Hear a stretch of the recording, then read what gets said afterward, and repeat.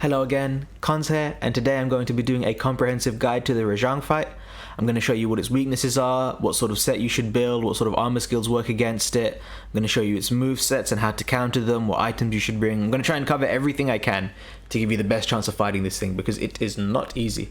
As you can see, I have the ecological research page open now. You can see it has a 3-star weakness to ice as its main weakness. Blast as well, but you know, our blast weapons tend to be fairly underwhelming, so I would advise you take an ice weapon. I vaguely remember in previous games it having a weakness to ice but it not being very significant, and usually you would focus raw. But as far as I can tell, like if you look at its armor set, for example, I have it open now, every single part has a -5 resistance to ice. So it seems like they've really jacked up the ice weakness on Rajang. So yep, either grab your favorite raw or your favorite ice weapon based on sort of what sort of sets you have lying around and what weapon you play. I'll show you the set that I use. You can make this set without any real trouble. There are some level 4 decorations, but like critical boost and constitution, the constitution is basically useless. I have vitality as one of the... Look, it's not very beneficial. All you're really losing is a point of health boost and a point of attack, which is, so you're basically getting the same set. It's not a huge deal. So you might notice the point of tremores and the 3 points of flinch free. I usually don't run these kinds of skills, but I'm going to justify them to you. You can see the evidence and sort of make your own decision based on your playstyle. But yeah, I'm just running 3-piece Teostra for Master's Touch on an insect glaive.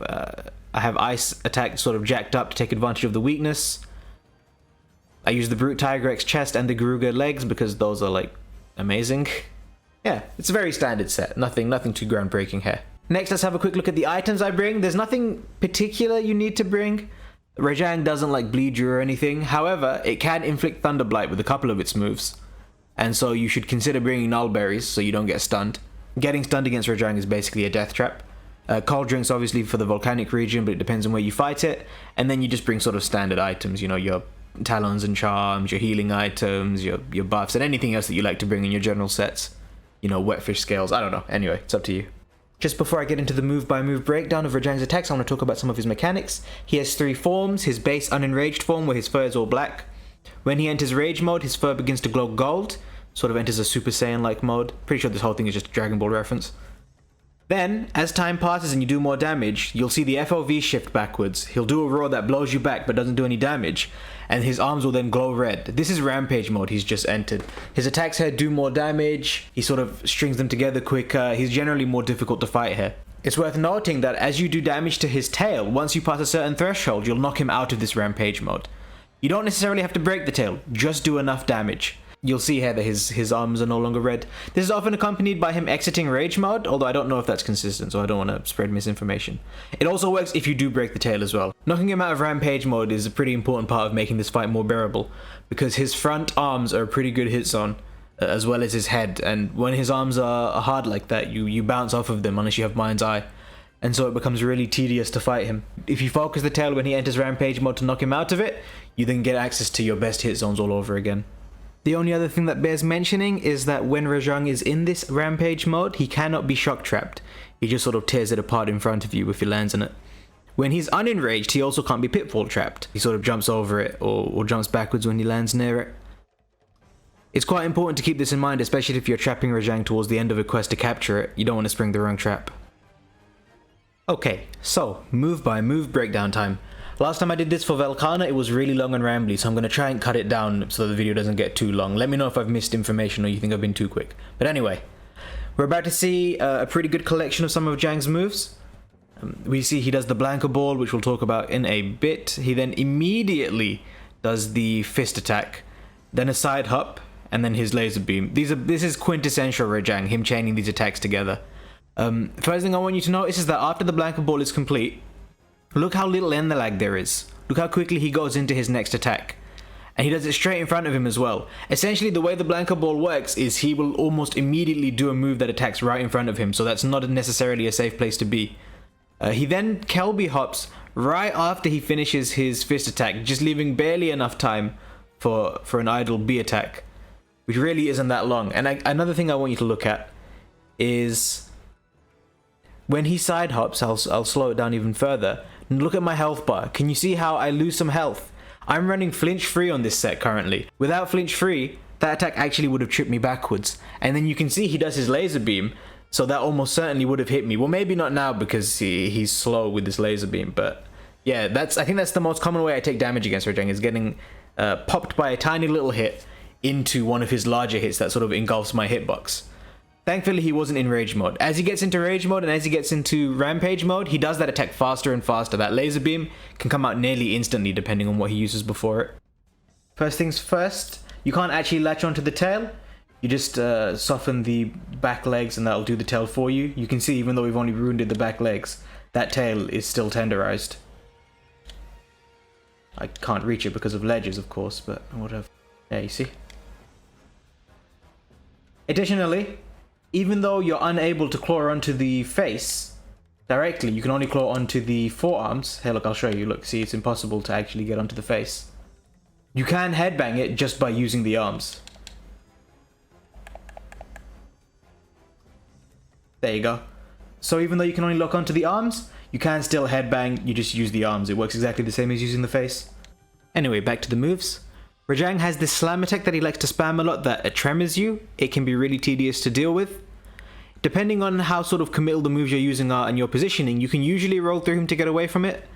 But personally, I think my preferred method is to run 1 point of tremor resistance. As you can see, I didn't get tremored by the attack there, despite being right close to it, and I'm only running a single point of tremor resistance. Because Capcom don't want monsters to like harshly punish every time that somebody gets tremored, they make it so that moves that apply tremor have a reasonable amount of end lag. So look, with this slam here, Rajang has enough end lag for me to do an idle beat into Tornado Slash with time to spare. So running 1 point of tremor res can really sort of net you some handy openings. Of course, you could just, iframe forehead, but we're not all that good. Here's another example of why I run 3 points of flinch free. This dinky little hit into the slam gets me basically every time. I could probably dodge it if I timed better, but I just find the points of flinch free make the fight so much more bearable. Next we see it enter rampage mode and then use probably its most devastating attack. You can see it sort of launches up into the air and then slams the ground in with a huge explosion. Now watch very carefully. The moment at which Rajang leaves the ground, you'll notice we're just sort of falling off of this ledge. Now watch where he slams. It's exactly where we were standing. So I think it's fairly safe to say that the way this move works is it tracks your position, and then once he's taken off the ground, it keeps a track of where you were standing at that moment in time and strikes there. So long as you walk sort of directly away from Rajang the whole time, and maybe throw in a roll towards the end for good measure, you can very consistently dodge this move. We then see another move of his, the 2 punches into turn into punch. He does it twice in a row here.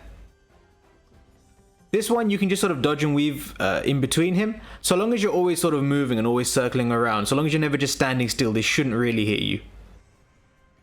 The second time he does it, what you'll notice is once the second punch has come out, I know that he's going to turn and then punch, so I just roll underneath his legs and I dodge it fairly easily. Yeah, just duck and weave between him and you'll be fine with this move. Just going to let this footage keep playing because it has most of the moves that we haven't seen yet. We get another slam, which I don't punish, but I should. There's more than enough end lag. Followed by a lurching pin attack. You can do that after the blank ball, by the way.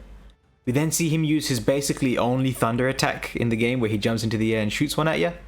And then we get the same attack that we've just discussed previously, the big slam. During our punish, we then get the counter.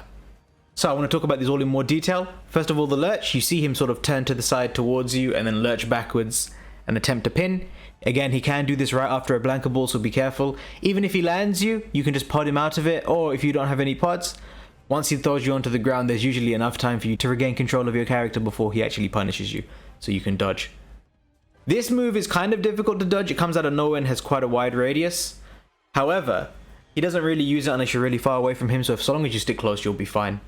Interestingly, it's basically his only thunder attack. His massive laser beam doesn't do thunder damage, which is quite funny. It's completely raw, so don't try and take, thunder resistance to take less damage from that big beam.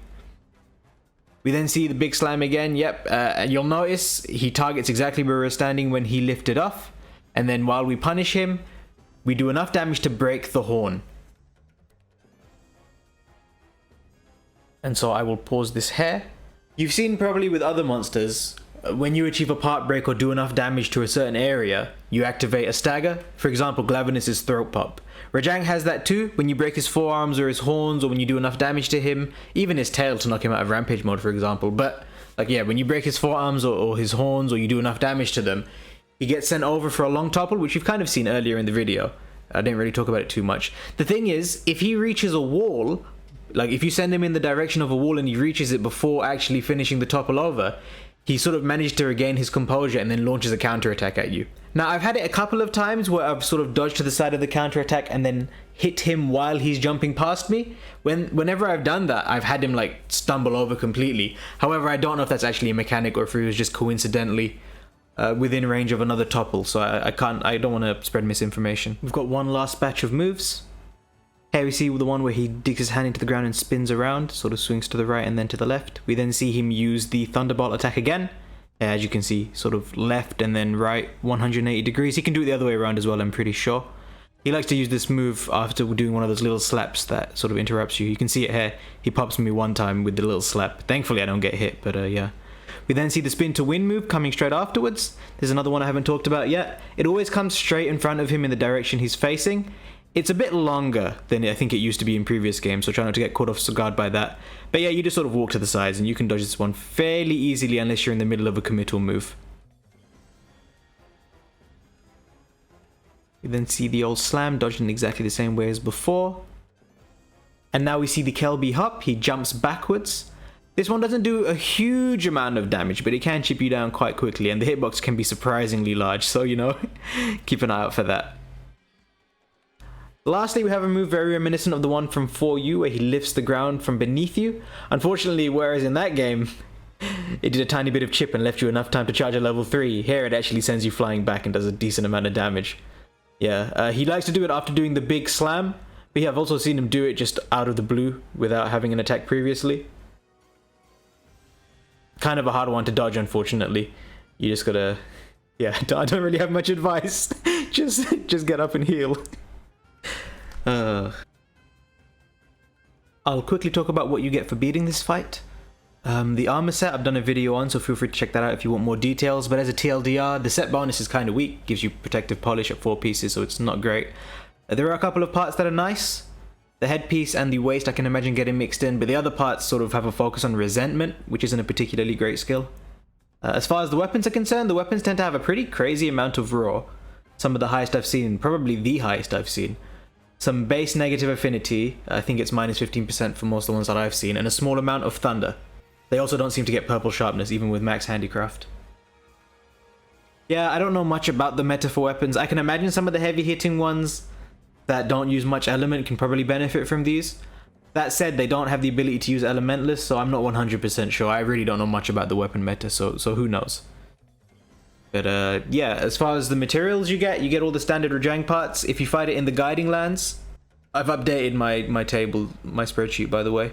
If you fight it in the guiding lands, you get bloodthirsty glimmer pelts and you get tempered glimmer pelts. I'm sure a lot of you guys are wondering how you upgrade the weapons to their final levels. That one piece that you're missing is probably the tempered glimmer pelt, which you get for beating tempered Rajang in the guiding lands. And that's basically it. I don't think I have much else to say. Yeah, we talked about sets, we talked about what items to bring, we've talked about all of the moves and about the clutch claw and about what its various mechanics are. Yeah, I think that's basically it. Yeah, it's definitely not an easy fight. He hits quite hard and he hits quite quickly too. He has a lot of moves that sort of hit you out of nowhere. I would definitely recommend running flinch free and tremor resistance, or at least experiment with them and see if they work for you. But aside from that, don't think I have much else to say. So yeah, this video so far has taken me the best part of about 10 to 15 hours to make. I stayed up all night last night, missed work for it. So I've got to make up those hours on the weekend. Thank God for flexi time. So if you found this useful, please consider doing the YouTube thingies and spreading it around, and you know, I would appreciate it very much. But yeah, I hope you enjoy the rest of your day, and I hope you have good luck with your hunts. Take it easy. Bye bye.